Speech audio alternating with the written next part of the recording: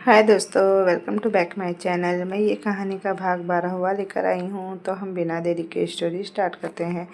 यह कुछ ऐसा वैसा बोल देगी तो सारा प्लान चौपट हो जाएगा। तभी गर्व ने उसे आवाज़ लगाई, भाभी आयु को मेरे पास देना जरा, उसके लिए कपड़े देख रहे हैं हम। आयत ने जब उसकी आवाज़ सुनी तो झट से तनिष्का का हाथ छुड़ाकर वो गर्व की तरफ भाग गई। तनिष्का ने एक राहत भरी सांस ली। अवंतिका जी ने उसे देखा और बोली, वैसे तुम्हारी नज़र में कोई तुम्हारी जैसी लड़की हो तो बताना। तनिष्का उन्हें देखने लगी, फिर कुछ सोचते हुए बोली, अरे मेरी नज़र में तो सिर्फ एक मेरी ननद ही है, आहिरा दी। अवंतिका जी ने उसे देखा और वह आगे बोली, आपको पता है वह कितनी अच्छी है और कितनी स्वीट है, और मुझे तो बिल्कुल भी वो बोर होने नहीं देती। जब से मेरी शादी हुई है मुझे ऐसा लगा था पता नहीं मैं कैसे रहूँगी, पर वह बहुत अच्छी है। अवंतिका जी ने कुछ सोचा। तनिष्का उसके चेहरे के हाव भाव ही देख रही थी और समझने की कोशिश कर रही थी कि वह क्या सोच रही है। वह जो काम करने आई थी वह लगभग हो चुका था। उसे वह आहिरा को अवंतिका जी के जहन में डालना था जो उसने कर दिया था। अवंतिका जी ने मुस्कुराकर कहा, हाँ वो तो मैं भूल ही गई थी कि अध्याय की बहन भी है, शायद वह मेरे ही बेटे के साथ काम करती है ना। तनिष्का ने झट से हाँ में गर्दन हिलाई। अवंतिका जी मुस्कुराई, बोली, आज आने दो मिहिर को, मैं बात करूँगी उससे। तनिष्का बस मुस्कुरा कर रह गई। तभी अवंती जी का फ़ोन बजा और उन्होंने फ़ोन देखा तो तनिष्का को एक्सक्यूज़ करते हुए बोली, मैं बाद में मिलती हूँ बेटा, अभी कुछ काम करना है मुझे, कभी आइएगा अध्याय के साथ घर पर। तनिष्का ने हाँ में गर्दन हिला दी और उन्हें बाय कर वह भी सबके साथ चली गई। अवंतिका जी के पास से आते ही उसने एक गहरी सांस भरी। सब उससे बड़ी उम्मीद से देख रहे थे। उसने अपने दोनों हाथों को थम्स अप का इशारा किया तो सब खुशी से चिल्ला पड़े। थोड़ी देर बाद सब वहाँ से घर के लिए निकल गए। घर पर अध्याय उसके इंतज़ार में ही था। वह जैसे ही कमरे में गई अध्याय ने उसे पकड़कर दीवार से लगा दिया। तनिष्का उसे टुकुर टुकुर देखने लगी। अध्याय उसे देखते हुए बोला, मैं नोटिस कर रहा हूँ जब से यह प्लान स्टार्ट हुआ है तब से तुम तो मुझ पर बिल्कुल ध्यान नहीं दे रही हो। तनिष्का मुँह फाड़े उसे देखा और बोली, क्या बोल रहे हो, मैंने कब ध्यान नहीं दिया आप पर। सही तो बोल रहा हूँ, मैं ऑफिस से बिजी रहता हूँ, तुम कॉलेज से घर आती हो, घर आकर बच्चों में बिजी, और फिर उसके बाद डिनर करके आराम से सो जाती हो। इसमें मैं कहाँ हूँ मैडम, बताना ज़रा। अध्याय ने शिकायत भरे लहजे में कहा। तनिष्का ने मुंह बनाया और बोली, झूठ क्यों बोल रहे हो, सोती तो हूँ ना आपके पास, कॉलेज से घर भी आपके साथ आती हूँ और सुबह सुबह मुझे उठाते भी तो आप ही हो। अध्याय ने उसे घूर कर कहा, कहाँ वह क्वालिटी टाइम की बात कर रहा था और कहाँ वह उसे टाइम गिनवा रही थी जहाँ वह थोड़ी देर के लिए उसके साथ हो सकता था। तनिष्का ने अपने दांत दिखाए और बोली, मेरी गलती नहीं। वह उसे घूरते हुए बोला, हाँ मेरी ही गलती है, ऐसी अनरोमांटिक बीवी जो मिली है, भागती फिरती है मुझसे। यह बोलकर वह उसके पास से हटकर बेड के पास चला आया और आराम से अपनी साइड लेट गया। तनिष्का ने उसे देखा और उसके पास आते हुए बोली, नाराज़ हो गए हो क्या? सच में मैं झूठ नहीं बोल रही, मैं सच्ची तो बोल रही हूँ। अध्याय ने जब उसे अपने पास आते देखा तो उसने तुरंत करवट बदल ली और उसकी तरफ पीठ करके लेट गया। तनिष्का ने मन ही मन खुद से कहा, यह तो सच में नाराज़ हो गए, मनाओ कैसे अब। और उसे मनाने के लिए वह अपने छोटे से दिमाग को दौड़ाने लगी, जबकि अध्याय तो यही चाहता था कि वह उसे मनाए। अध्याय उसकी तरफ पीट के लेटा था। तनिष्का को समझ नहीं आ रहा था कि वो क्या करे, कि वो मान जाए। उससे बात किए बिना तो उसका भी मन नहीं लगता था। अध्याय की उससे बहुत बुरी आदत जो हो चुकी थी, और ये आदत लगाने वाला उसे खुद अध्याय था।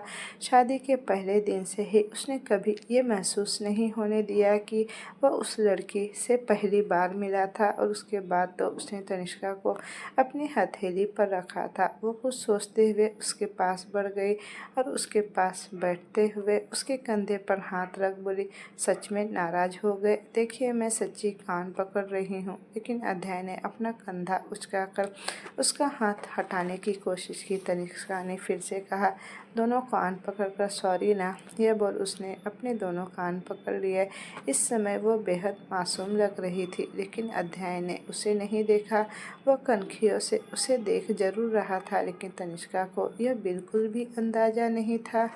उसे तो लग रहा था कि वह उसे देख नहीं रहा। तनिष्का ने उसके कंधे को पकड़ अपनी तरफ करते हुए उसे सीधा करने की कोशिश की, लेकिन अध्याय ने पूरा दम साध लिया और बिल्कुल नहीं हिला। तनिष्का का मुंह बन गया। वो बेड पर चढ़ी और अध्याय की तरफ जाकर अलती पालथी लगाकर बैठ गई। अध्याय ने एक नज़र उसे देखा, फिर करवट बदलने को हुआ कि तनिष्का ने उसे पकड़ लिया और उसे करवट नहीं लेने दी। अध्याय ने पूरा दम लगाकर करवट लेने की कोशिश की, लेकिन तनिष्का ने उसके हाथों को पकड़ रखा था और इस बार वह उसके साथ खींची चली गई। अध्याय ने उसे देखा जो उसके बगल में उसके बेहद नज़दीक लेटी हुई थी। उसने घूरकर तनिष्का को देखा और बिना बोले ही उठकर बैठ गया। तनिष्का उसे देख रही थी। उसके नखरे तो उससे भी ज़्यादा थे। इतना सॉरी बोलने पर भी वह नहीं मान रहा था। तनिष्का इससे पहले कुछ कहती कि किसी ने दरवाज़ा नॉक किया। अध्याय ने उठकर दरवाज़ा खोला तो सामने बानी थी। अध्याय को ऐसे मुंह बना देख वह बोली, तुम्हें क्या हुआ? ऐसे शक्ल क्यों बिगाड़ रखी है? अध्याय ने उन्हें देखा और चिढ़कर बोला, आपको क्या काम है? वह बोलिए। बानी ने उसे देखा, फिर तनिष्का को जो छोटा सा मुंह बनाए बेड पर लेटी थी। उसने फिर से अध्याय को देखा और बोली, झगड़ा हुआ दोनों का? अध्याय ने उसे घूरा जैसे कह रहा हो, अगर हुआ भी है तो आपको क्या? हम दोनों हस्बैंड वाइफ के बीच का मैटर है, हम समझा लेंगे। बानी ने उसकी आंखों की भाषा समझते हुए जल्दी से अपने बात पलटी और बोली, डिनर के लिए नहीं चलना? और हाँ, भैया और भाभी के कानों में आहिरा की शादी की बात डाल दो, बेहतर होगा, वरना बाद में उनसे उम्मीद मत करना कि वह रिश्ते के लिए मान जाएंगे। अध्याय का कितना ही मूड क्यों ना खराब हो, कितना ही गुस्सा क्यों ना हो, अपने भाई और बहनों के लिए वह हमेशा बेहतर ही सोचता था। वह जानता था कि मिहिर से अच्छा लड़का आहिरा को नहीं मिल सकता, इसलिए उसने बानी की बात सुनकर तुरंत हाँ में गर्दन हिलाई। थोड़ी देर बाद सब लोग डाइनिंग एरिया में थे। सब आराम से बैठकर खाना खा रहे थे। सबसे ज़्यादा खुश तो आयत थी। अथर्व ने उसे देखा और मन ही मन बोला, ये लड़की पागल वागल हो गई है। केशव जी ने जब उसे इतना खुश देखा तो पूछ बैठे, क्या बात है? आज तो हमारी आयु बड़ी खुश लग रही है। आयत ने उन्हें देखा और झट से बोली, दादू, आंटी और अंकल ने मुझे ढेर सारे नए कपड़े दिलाए और बहुत सारे खिलौने भी। उसकी बात सुनकर केशव जी मुस्कुरा दिए और बोले, अच्छा तो हमें नहीं दिखाओगी? आयत ने जल्दी से हाँ में गर्दन हिलाई और बोली, दिखाऊंगी ना, वह सारे अथर्व की मम्मी ने रखे हैं, वह दिखाएगी।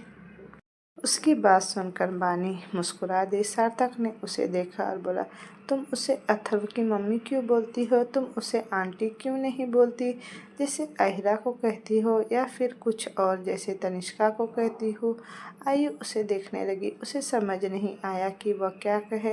वह तो ऐसे ही उसे अथर्व की मम्मी कहती थी, बाकी उसे कोई आइडिया नहीं था। जब उसे समझ नहीं आया क्या कहे तो उसने मुंह बनाकर अथर्व को देखा। अथर्व ने उसे देखते हुए कहा, मुझे ऐसे तो मत देखो, मुझे क्या पता। सार्थक ने मुस्कुराकर कहा, अच्छा ठीक है, कोई बात नहीं, जो तुम्हारा मन है वह कहना। आयत भी मुस्कुरा दी। तनिष्का लगातार अध्याय को देख रही थी, जो उसकी तरफ देख भी नहीं रहा था। शादी के बाद यह पहली बार था जब वह नाराज हुआ था। आज तक वो उसी को मनाता रहता था, लेकिन आज तो वह खुद ही नाराज होकर बैठ गया था, और वह भी बिना बात के। बानी ने धीरे से कहा, नाराज हो गया है क्या? तनिष्का ने धीरे से हाँ में गर्दन हिलाई और मासूमियत से बोली, बिना बात के नाराज हो गए। उनका कहना है कि मैं उन्हें वक्त नहीं देती। बानी कुछ सोचने लगी, लेकिन उसने जो सोचा था अभी वो हो नहीं सकता था। उसने तनिष्का को देखा और धीरे से उसे कुछ कहा। तनिष्का हैरानी से उसे देखने लगी कि बानी ने फिर से उसके कान में बात कही।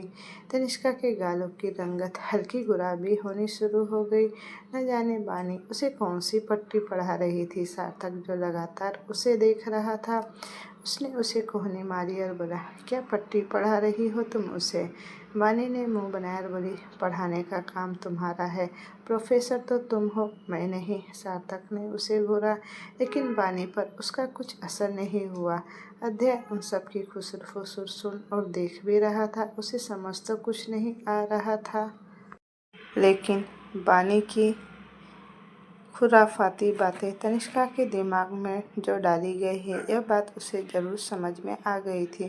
खाना खाते हुए अध्याय ने अपने पापा को देखा और बोला, पापा, आपको नहीं लगता कि अब आहिरा की शादी करवा देनी चाहिए?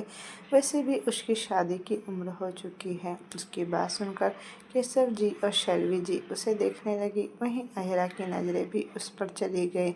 उसे नहीं पता था कि उसका भाई यह बात करने वाला है। केशव जी उसकी बात पर सहमत थे और शैलवी जी ने भी कोई आपत्ति नहीं जताई, क्योंकि सबकी नज़रों में यही था कि अरेंज मैरिज ही होगी। इसलिए आहिरा के लिए लड़के देखने की बात फिक्स हो चुकी थी।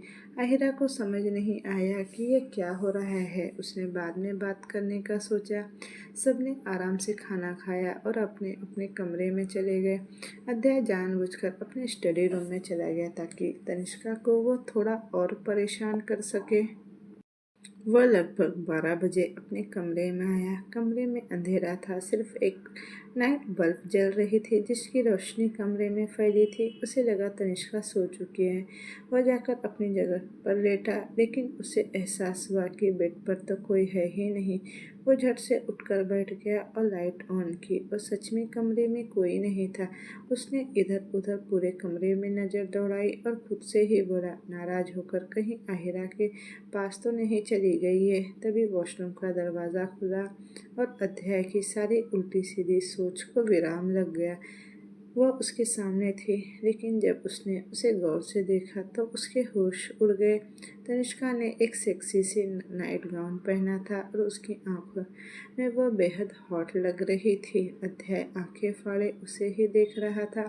उसने जल्दी से अपना चेहरा फेरते हुए कहा, यह क्या बेहुदा हरकत है तानी? वह उसके पास चलकर आई और उसके सामने खड़े होते हुए बोली, अब तो मान जाओ ना, बुआ ने कहा था कि आप मान जाओगे इस तरह। अध्याय को अब समझ में आया कि वानी ने उसे क्या पट्टी पढ़ाई है। उसने गहरी सांस भरी और उसे देखा और आराम से बोला, मैं नाराज़ हो जाऊंगा, इसका मतलब ये नहीं कि तुम कुछ भी पहन कर मेरे सामने खड़ी हो जाओगी। तनिष्का ने गर्दन झुका ली और बोली, ये अच्छी नहीं लग रही क्या आपको? जाहिर था वो उस नाइटी में बेहद खूबसूरत लग रही थी। अध्याय ने भी खुद को बड़ी मुश्किल से रोक रखा था। उसे नहीं पता था कि वो उसे मनाने के लिए ऐसा तरीका निकालेगी। अध्याय ने उसे घूर कर देखा। उसके कहने का क्या मतलब था? वो कोई हवस का पुजारी तो नहीं था जो अपनी बीवी को सिर्फ हवस भरी नज़रों से देखे। उसने सीधे और सपाट लहजे में कहा, गो एंड चेंज, रोज़ जो नाइट सूट पहनती हो वो पहन कर आ। तनिष्का ने भी जिद्दी बच्चा बनते हुए सीधा ना कह दिया और बोली, नहीं, बिल्कुल नहीं जाऊंगी मैं। यह बोलकर वो बेड पर चली आई। अध्याय अभी आराम से बैठा ही था कि तनिष्का ने अपने दोनों पैर उसकी कमर के इर्द गिर्द डाले और उसकी गोद में आकर बैठ गई। अध्याय ने उसे घूरा तो वो बोली, मान जाओ ना। उसने गहरी सांस भरी। कभी कभी तो अध्याय को भी लगता था, इतनी मासूमियत ये लड़की लेकर कहाँ से आती है। अध्याय ने बड़े आराम से कहा, तुम खुद को पहले जाकर चेंज कर रही हो या फिर मैं चलूं? लेकिन तनिष्का तो आज पूरे मूड में थी। उसने तुरंत कहा, मैं नहीं जाऊंगी, आपको ले चलना है तो चलो। अध्याय ने उसे खा जाने वाली नज़रों से घूरा, लेकिन इस पर उसका कोई असर नहीं हुआ। ये सारी वानी की सीख का ही नतीजा था। अध्याय ने कई बार कोशिश की कि वह जाकर चेंज कर ले, क्योंकि वह कितना ही कंट्रोल कर सकता था खुद को, तो था ही तो वह आदमी ही ना। और जब उसकी पत्नी उसे रिझा रही है तो उसका रिझ जाना तो लाजमी था। कोई और होता तो शायद अब तक उसका कोर्ट मार्शल हो चुका होता, लेकिन यह उसकी पत्नी थी। उसके नाराज़ होने पर वो उसे ऐसे बन ठन कर उसके सामने आई थी और उसे रिझाने की कोशिश कर रही थी। अध्याय ने हार मानकर उसे पकड़ते हुए कहा, तानी, बस भी करो, मैं पहले ही कह रहा हूँ तुम्हें, मान जाओ और चुपचाप जाकर चेंज करके आओ, और बुआ को तो मैं कल देख लूँगा। तनिष्का ने उसके चेहरे को पकड़ा और अपनी आंखें टिमटिमाते हुए उसे देखने लगी। अध्याय ने उसके हाथों को हटाने की कोशिश की, लेकिन उसने जल्दी से उसके होठों पर अपने होठ रख दिए। अध्याय समझ नहीं पाया कि अचानक से हो क्या गया तनिष्का को। वह तो यही नहीं चाहता था, लेकिन तनिष्का आज अपना पूरा मन करने के मूड में थी। वह लगातार उसके होठों को चूमे जा रही थी। अध्याय कुछ पल उसे रोकने की कोशिश में लगा रहा, लेकिन वो आज जिद्दी बच्ची की तरह बनी थी। वह एक पल के लिए भी उसके होठों को छोड़ने को तैयार नहीं थी। हार कर अध्याय ने अपनी आंख बंद कर ली और उसकी कमर पर अपने हाथ कस दिए और दोनों खो गए उस प्यार की लड़ाई में। अध्याय के हाथ तनिष्का की कमर से लेकर उसके पैरों को सहला रहे थे और दोनों अब तक एक दूसरे को चूमे जा रहे थे। जब तनिष्का को सांस लेने में दिक्कत हुई तो अध्याय ने उसे छोड़ा। दोनों की सांसें गहरी चल रही थी। तनिष्का का पूरा चेहरा लाल पड़ चुका था। अध्याय ने उसे कमर से पकड़ा और एक झटके से पलटकर उसे बेड पर लिटाया। वो हैरानी से उसने देखने लगी, जबकि अध्याय के चेहरे पर शैतानी मुस्कुराहट थी। उसने अगले ही पल तनिष्का के गले पर अपने होठ रख दिए। तनिष्का की आंखें बंद हो गई। अध्याय पैशनेटली उसे किस किए जा रहा था और उसकी नज़दीकियों से तनिष्का बेचैन हो रही थी। अब तो अध्याय की हरकतें कुछ और वाइल्ड होने लगी। वो हल्के हल्के तनिष्का के कंधे और गर्दन पर बाइट किए जा रहा था, जिससे तनिष्का की सिसकियाँ निकलने लगी, जो अध्याय को और ज़्यादा डिस्परेट कर रही थी। उसके होठ कभी तनिष्का के पूरे चेहरे को चूमते तो कभी उसके गर्दन और गले पर। तनिष्का के हाथ उसके बालों में घूम रहे थे। अध्याय ने उसकी नाइट की नॉट खोली और उसके श्रग को निकाल दिया। तनिष्का की आंखें बंद थी और वह गहरी सांसें ले रही थी। अध्याय ने उसके चेहरे को थामा। तनिष्का ने अपनी आंखें खोल उसे देखा। वो अपनी टी शर्ट निकाल चुका था। तनिष्का ने उसके सीने पर हाथ रखे और उसे धक्का देकर बेड पर लिटाया और खुद उसके ऊपर आकर बैठ गई। अध्याय ने उसे देखा और उसकी कमर को पकड़ते हुए बोला, इरादा क्या है तुम्हारा? तनिष्का ने उसके चेहरे पर झुकते हुए अपनी नाक से उसकी नाक को टच किया और बोली, बिल्कुल भी नेक नहीं है। अध्याय को उसके ऐसा जवाब की उम्मीद नहीं थी। उसने हमेशा देखा था उसे। वो उसकी करीबियों से वह अक्सर चुप पड़ जाती थी, लेकिन आज वह उसके सामने से जवाब दे रही थी। तनिष्का ने धीरे से अपने होठ उसके होठ पर रखे और उसे किस करने लगी। अध्याय ने सारी बातों को दरकिनार किया और उसके हाथ उस लम्हों में खो गया। वो लगातार कभी उसके होठों को, कभी गालों को, तो कभी माथे पर चूम रही थी और अब उसके होठ धीरे धीरे अध्याय की गर्दन और उसके सीने पर चलने लगे। इन सब में वह अपना बदला लेना बिल्कुल भी नहीं भूली थी। अभी तक जो लव बाइट अध्याय ने उसे दिए थे, अब वो उसे सूद समेत ले रही थी। अध्याय ने उसे रोकते हुए कहा, don't do that baby. Tanishka ने मुंह बनाया और बोली, मैं तो करूँगी, आपने भी तो मुझे बाइट किया ना। यह बोल उसने जोर से उसकी कॉलर बोन पर बाइट किया। अध्याय ने कस के अपनी आँख मूंद ली और उस पर अपनी पकड़ कसते हुए उसे पलट दिया। एक बार फिर वह उसके नीचे थी। तनिष्का ने उसे घूर कर देखा। अध्याय की नज़र बराबर उस पर थी। उसने उसे घूरते हुए कहा, बहुत शैतान नहीं हो गई हो तुम। उसने मुंह बना लिया। अध्याय ने अगले ही पल एक बार फिर उसके होठों को अपनी गिरफ्त में ले लिया और दोनों एक दूसरे की आगोश में सुकून से अपने प्यार भरी दुनिया में खो गए। अगली सुबह अध्याय जल्दी से उठा। उसने अपने सीने से लिपटी तनिष्का को देखा, जो सुकून से सो रही थी। उसने प्यार से उसका सिर सहलाया और माथे को चूमकर उसे ठीक से लिटाया। यह लड़की हर बार उसे सरप्राइज कर रही थी और इस वक्त तो उस पर बानी पर गुस्सा आ रहा था। वह ऐसा कुछ भी नहीं चाहता था जो कल रात हुआ था। इस टाइम उसका सिर्फ एक ही मोटिव था, तनिष्का को उससे उसके प्यार को एहसास कराना, जो उसने आज तक नहीं किया था, और उस पर उसकी स्टडीज़ वह उसे सक्सेस होते देखना चाहता था। और कहाँ बानी ने उसे उलझुल हरकतें सिखा रही थी। वह जल्दी से जाकर तैयार हुआ और नीचे हॉल में आया। उसने अथर को देखा, जो इतनी सुबह सुबह उठकर तैयार बैठा था। उसने उसे देखा और प्यार से कहा, तो चैंप स्कूल जाने की तैयारी हो रही है? अथर्व ने उसे देखते हुए कहा, स्कूल? फिर से स्कूल? ओपन हो रहे हैं ना, और मैं सोच रहा हूँ आयत को भी अपने साथ ले जाऊंगा। मैं और आयत साथ में पढ़ेंगे। आयत मुस्कुरा दिया। वह देख रहा था कि आजकल आयत के बिना अथर्व कुछ भी नहीं करता था। उसने उसके सर को सहला कर कहा, लेकिन आयत तो तुमसे एक क्लास पीछे रहेगी। अथर्व ने कुछ सोचा और बोला, तो क्या हुआ, हम एक ही स्कूल में तो रहेंगे ना, साथ में जाएंगे, साथ में आएंगे, और तो और हम लंच भी साथ में ही करेंगे और खेलेंगे भी साथ में। उसकी बात सुनकर वह मुस्कुराए बिना रह नहीं सका। उसने आखिर में पूछ ही लिया कि बानी कहाँ है। उसने जल्दी से कहा, मम्मी तो आयत को नहला रही है, वह उठ ही नहीं रही थी। अध्याय ने गहरी सांस भरी। आयत के आने के बाद बानी ने ही उसकी सारी रिस्पॉन्सिबिलिटी ली थी। वह खुद भी खुशी खुशी, क्योंकि वह जानती थी तनिष्का अभी बच्चों को संभाल नहीं पाएगी। वह खुद बच्ची थी। उसने उसे बाद में बात करने का सोचा। थोड़ी देर बाद सब लोग डाइनिंग एरिया में थे। सबने आराम से एक साथ नाश्ता किया।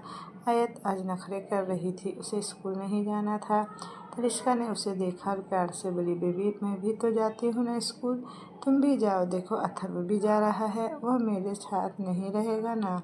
उसने मासूमियत से कहा। तनिष्का ने हल्के से मुस्कुराकर उसके सर को सहलाकर बोली, तो क्या हुआ, तुम देखो अभी उसके साथ जाओगी, फिर लंच टाइम में भी वह तुम्हारे साथ रहेगा, और उसके बाद तुम दोनों की छुट्टी होगी तब भी तुम साथ ही होंगे ना।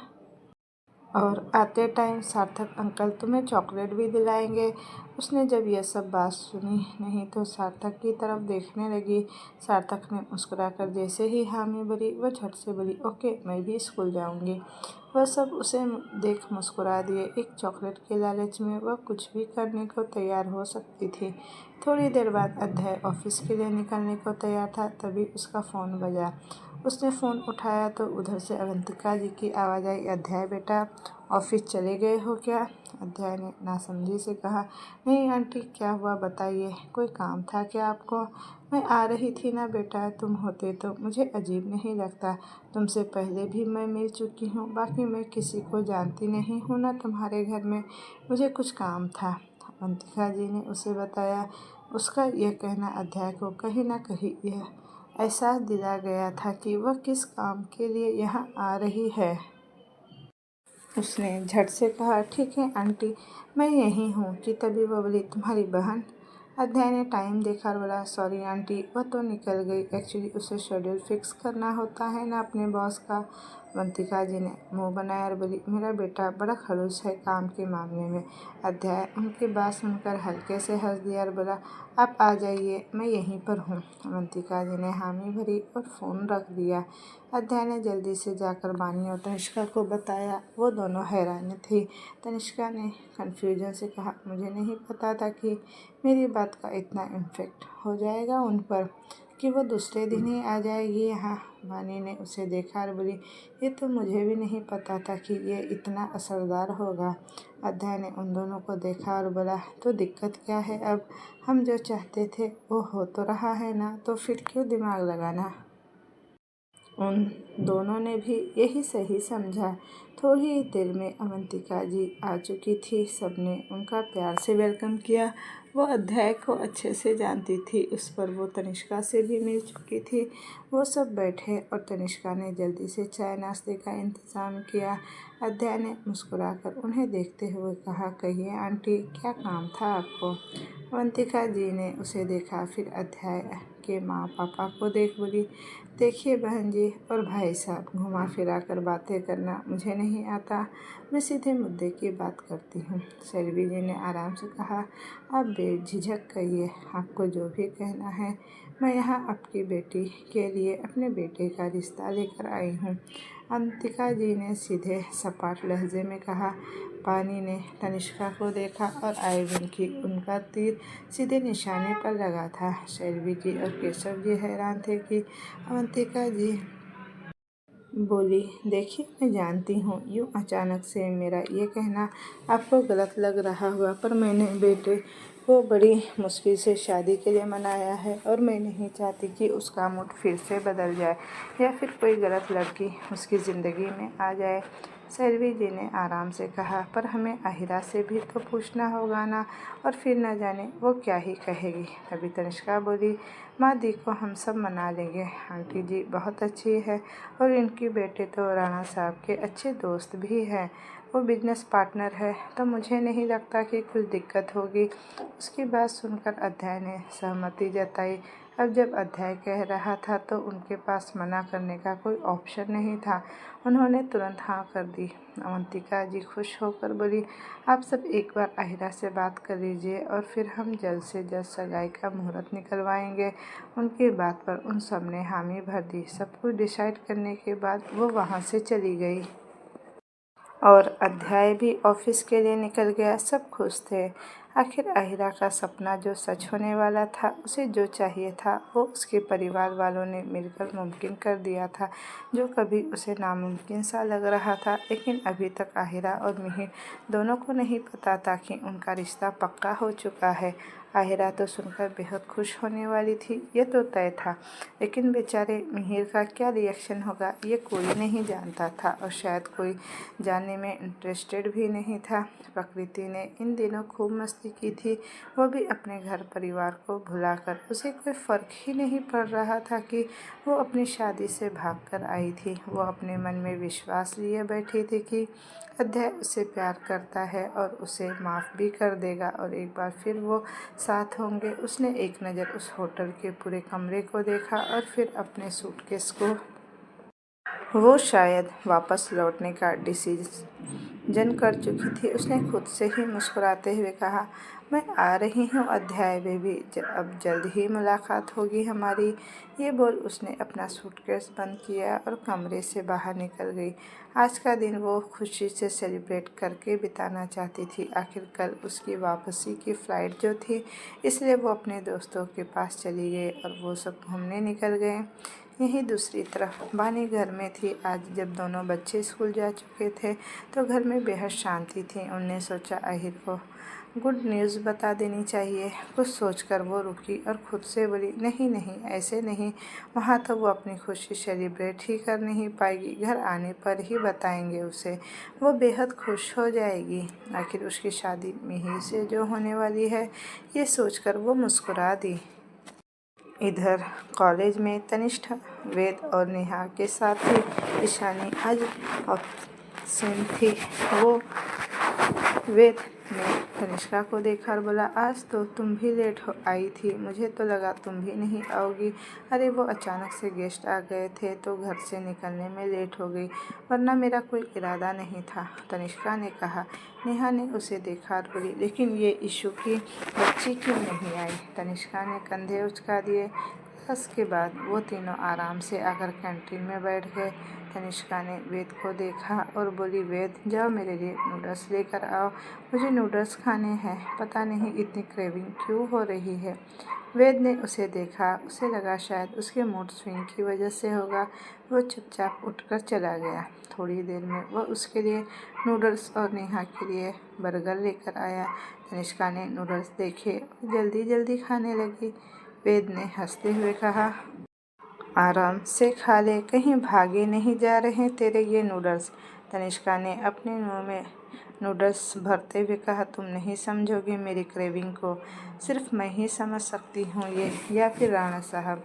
यह कहने के साथ ही उसने तुरंत मुंह बंद कर लिया। उसे पता था अब जब उसके फ्रेंड उसे चिढ़ाने वाले हैं, और नेहा ने वही किया। वो मुंह बनाते हुए और भौहें चढ़ाते हुए बोली, राणा साहब क्या बात है। तनिष्का ने मुंह बनाया और चुपचाप नूडल्स खाने लगी। उसके लिए यह कोई नई बात नहीं थी, उन्हें बस एक बात चाहिए होती थी और फिर उसकी खिंचाई पक्की थी। इस बीच उसमें से किसी को यह नहीं पता था कि कोई उन पर नज़र रखे हुए था। वहीं कैंटीन में बैठा वह शख्स लगातार तनिष्का को ही देख रहा था, और उसकी हरकतें देख उसके होठों पर एक स्माइल भी थी। लेकिन वो तीनों अपने में ही मगन थे। सार्थक के साथ तनिष्का घर लौट आई। आते हुए रास्ते में उसने आयत और अथर्व को भी पिक कर लिया। आयत खुश थी, वैसे भी उसका एडमिशन अभी प्ले स्कूल में हुआ था, तो जाहिर था पढ़ाई के साथ खेलना उसे काफ़ी पसंद आ रहा था। ऊपर से अथर्व तो था ही उसके साथ। वह सार्थक और तनिष्का को पूरे दिन का हर एक बात बता रही थी। सार्थक उसकी बातें सुन मुस्कुरा रहा था, वही तनिष्का उसकी बातों में इन्वॉल्व हो रही थी। सार्थक ने मन ही मन कहा, अगर ये बच्ची यहाँ नहीं होती तो शायद अपनी मासूमियत खो चुकी होती। उसने गहरी सांस भरी और आयत को देखा। वह अभी भी अपनी बातों में मशगूल थी। यह देख वो मुस्कुरा दिया। शाम को आहिरा घर लौट आई। आज उसका दिन काफ़ी हेडेक भरा था। बैक टू बैक काफ़ी मीटिंग थी जिसमें उसने मिहिर को लीड किया था। वह आकर सीधे सोफे पर पसर गई। बानी ने उसे देखा पर कुछ बोली नहीं। उसने बस उसे फ्रेश होने को कहा। आहिरा उठकर फ्रेश होने चली गई। थोड़ी देर बाद सब लोग डाइनिंग हॉल में थे। सबने साथ में डिनर किया कि केशव जी ने आहिरा को देखकर कहा, बेटा जी आपके लिए एक रिश्ता आया है। यह सुनते ही उसके गले में खाना ही अटक गया और उसे खांसी आने लगी। अध्याय जो उसके पास बैठा था उसने उसकी पीठ को सहलाया और उसे पानी का गिलास पकड़ाया। आहिरा ने पानी पीकर गिलास रखा और केशव जी को देखने लगी कि सेल्वी जी बोली, अध्याय जानता है उसे, बाकी की बातें तुम लोग आपस में कर लेना। आहिरा ने उसे देखा तो अध्याय ने अपनी पलकें झपका दी। आहिरा के पास अब कोई ऑप्शन तो था नहीं, इसीलिए वो चुपचाप खाना खाने लगी, लेकिन वह मन ही मन घबरा भी रही थी। खाना खाने के बाद वह सीधे अपने कमरे में चली गई। अध्याय ने उसे रोकने की कोशिश की, लेकिन उसने किसी की नहीं सुनी। उसने बानी को देखा तो बानी मुस्कुराकर बोली, उसे लग रहा है शायद किसी और से रिश्ता फिक्स हो चुका है उसका। उसे कहाँ पता है अभी, चलो चलकर बताते हैं उसे, देखना अभी के अभी मान जाएगी वो। गर्व ने जल्दी से कहा, अरे जिसके लिए इतने पापड़ बेले हैं, अब जब सब ठीक हो रहा है तो वह क्यों मुंह फुलाकर बैठी है। चलो अभी बताता हूँ उसे। वह सब उसके कमरे की तरफ बढ़ गए। आयत और अथर भी कहाँ पीछे थे, वह भी उनके साथ हो लिए। गर्व जाकर आहिरा के कमरे का दरवाज़ा खटखटाया और आहिरा ने मुंह बनाते हुए दरवाज़ा खोला। वह सब अंदर आए और दरवाज़ा बंद कर दिया। इसके साथ ही गर्व सब पर बरस पड़ा। अब तुझे क्या दिक्कत है, क्यों मुंह फुलाकर आकर यहाँ बैठ गई? सब कुछ तो तेरे कहे अकॉर्डिंग कर दिया था ना हम सब ने।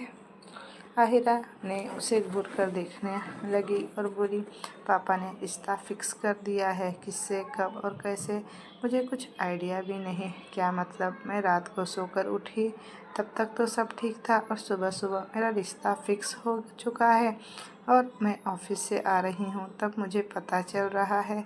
वह एक सांस में सब कुछ बोल गई कि तभी अध्याय बोला, पूछेगी नहीं किससे फिक्स हुआ है तेरा रिश्ता? वह उसे देखने लगी कि तभी तनिष्का झट से कहा, मिहिर जी से। यह सुनकर आहिरा आंखें बड़ी करके उन सबको देखने लगी। पानी ने उसकी बात पर जैसे ही सहमति जताई, वह खुशी से उछल पड़ी और अध्याय के गले से लग गई। अध्याय ने मुस्कुराते हुए उसको सर को सहलाया। आहिरा खुश होते हुए उछलकर बोली, you are the best brother of the world. मुझे नहीं पता था ऐसा कुछ हो जाएगा फाइनली, और वो भी इतनी जल्दी। वो अपनी खुशी जाहिर कर रही थी और सब उसे देख मुस्कुरा रहे थे। तभी गर्व ने मुंह बनाकर बोला, बस उस दिन तक तो मैं बेस्ट ब्रदर था, आज अचानक से भाई बन गए। क्या मतलब? सारा प्लान तो मेरा था ना, और सारा क्रेडिट भाई को दे दिया। आहिरा ने उसे देखा और जाकर उसके सीने से लगते हुए बोली, तुम तो हो ही मेरे बेस्ट भाई।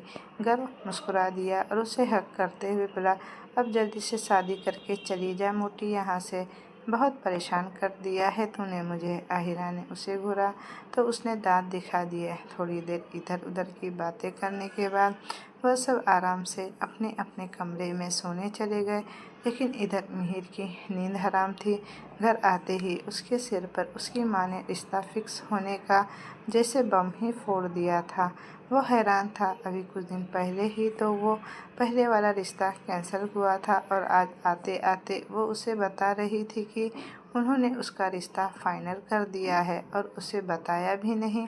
इनफैक्ट उसे इस बार ये तक नहीं बताया जा रहा था कि वो लड़की कौन थी जिसके साथ उसकी शादी फिक्स की जा रही थी, और अवंतिका जी ने उसे बताने से भी साफ मना कर दिया था। मिहिर ने उन्हें देखते हुए परेशान होकर कहा, माँ बता दो ना प्लीज़, आखिर ये अचानक किससे रिश्ता फिक्स करके आ गई हो आप। अवंतिका जी ने उसे देखा और बोली, माँ हूँ मैं तेरी, भला ही सोचूंगी तुम्हारा, और लड़की बहुत अच्छी है और अच्छे घर परिवार से भी है, इसलिए तू किसी बात की चिंता मत कर। मिहिर ने बेचारगी से कहा, पर माँ बताओ तो, नाम ही बता दो यार। अवंतिका जी ने उसे देखा और बोली, मैं नहीं बताने वाली, बस इतना समझ लो तुम उसे बहुत अच्छे से जानते हो, मिल भी चुके हो, बाकी मैं नहीं बता रही कुछ भी। ये बोल वो उठकर चली गई। मिहिर परेशान और बेचैन सा उन्हें देखता रह गया।